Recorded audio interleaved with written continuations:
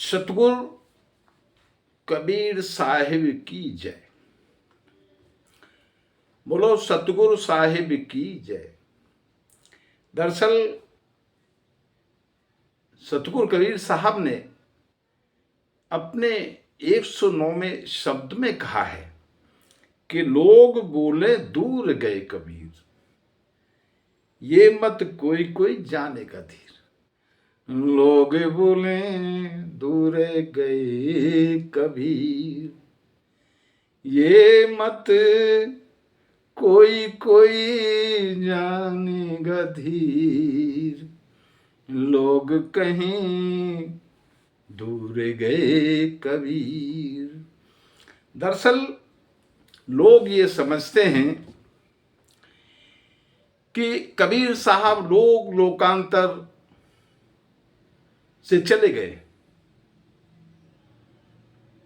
लोग ये समझते हैं, तो तुम्हारी यह समझ हो सकती है, लोगों की यह समझ हो सकती है, पर इसका मतलब यह नहीं है।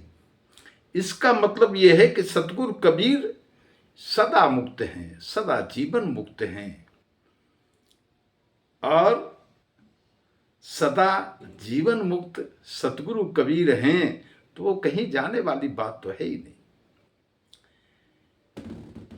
पर यह कोई कोई जानता है। कोई कोई कौन? जो संतोषी है, जो धैर्य रखता है और जो उस सतगुरु कबीर को जानना चाहता है, वो जान जाता है कि दशरथ सुत तेहु लोग कहें जाना, राम नाम का भरम है आना। तो तीनों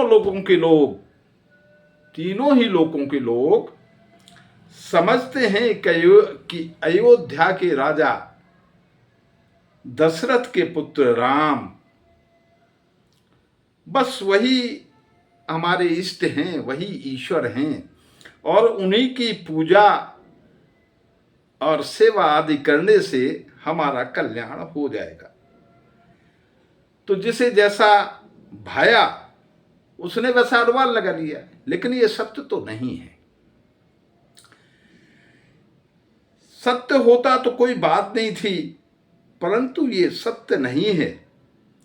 यह तो ऐसे ही हुआ जैसे अंधेरा होता है ना, जब तो अंधेरे में हम सांप को रस्सी समझ लेते हैं, ऐसा ही अनुमान लोगों ने लगा रखा है। अभी राम नाम का रहस्य जो है ना, वो भिन्न है। क्लियर यहां सतगुरु साहब कह रहे हैं कि राम नाम का भ्रम है आना। ये जो भ्रम है ना, जो रहस्य है राम नाम का, इसको हम समझ नहीं पाए।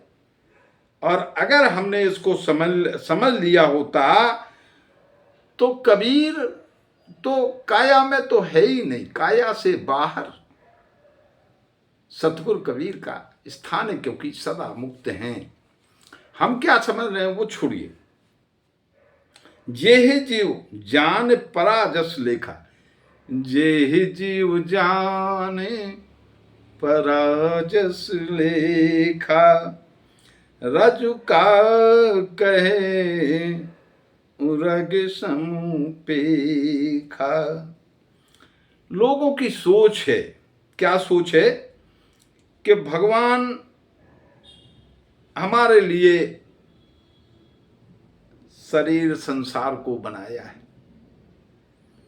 ईश्वर ने हमारे लिए शरीर संसार को बनाया है और इसमें सुख पाने के लिए विषय विकारों को, जो विषय भोग हैं, उनको दिया है और साथ ही कैवल्य आदि मुक्ति मार्ग भी जताया और बताया गया है कि कैवल्य आदि मुक्ति मार्ग भी आपके लिए है। इसलिए लोग भगवान व ईश्वरीय अवतार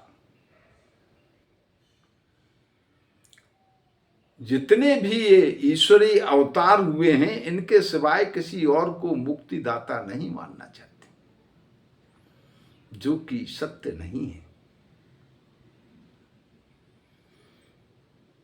अरे भाई, जो स्वयं मुक्ति पाने के लिए अधूरा है, जो स्वयं मुक्ति नहीं पा रहा। ब्रह्म क्या है, मुक्ति कहाँ पा रहा है, ये तो इन तीनों लोकों में फंसा हुआ है। तो मुक्ति का दाता तो तीन लोकों से बाहर है, सतगुरु कबीर। इसको समझने की बात है।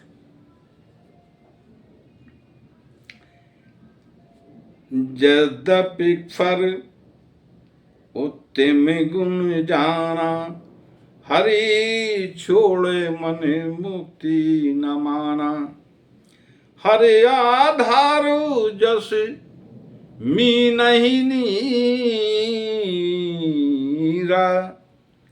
और जतन कछु कहीं कबीरा।